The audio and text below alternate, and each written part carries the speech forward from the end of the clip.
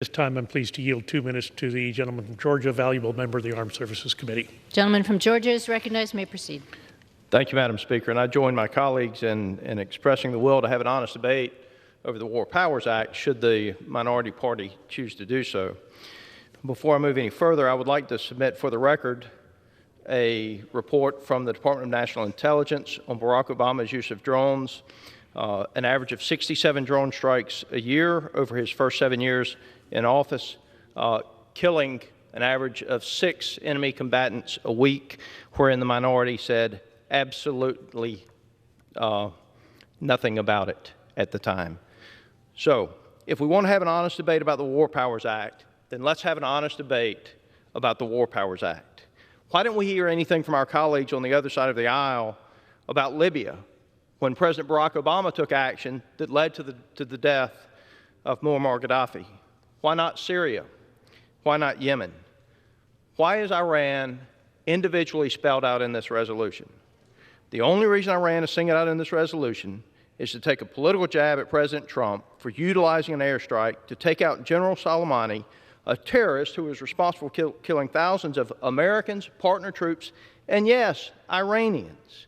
So while our colleagues are upset with the use of the airstrikes to kill General Soleimani, I would remind them that the Obama administration, according to their own Department of National Intelligence, conducted hundreds of airstrikes, averaging more than 6 kills a week between January 2009 and December 2015, and that is in the areas of non-hostilities. That doesn't even include Iraq and Afghanistan and Syria, which are classified numbers. So let's just be honest about what this is. This is another partisan attack against the President of the United States for killing General Soleimani, who was a terrorist in an area where the President had the absolute legal authority to operate. With that, Madam Speaker, I yield the remainder of my time. I'll reserve. Gentleman from Texas reserves. The gentleman from Massachusetts is recognized. Madam Speaker, let me just respond to the gentleman from Georgia, who I have a great deal of respect for. Let's be honest here. Many of us, contrary to what the gentleman just said, have been outspoken against unilateral interventions by the executive branch without notifying Congress, without seeking our approval on military authorization under Obama.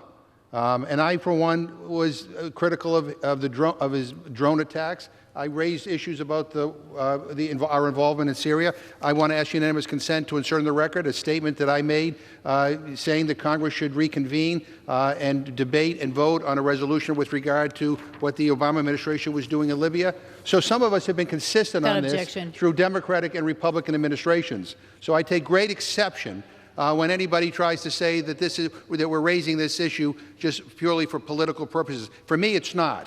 For me, I've been consistent on this through Democratic and Republican administrations. At this time, I'd like to yield 1 minute to the gentleman from Oregon, Mr. Blumenauer.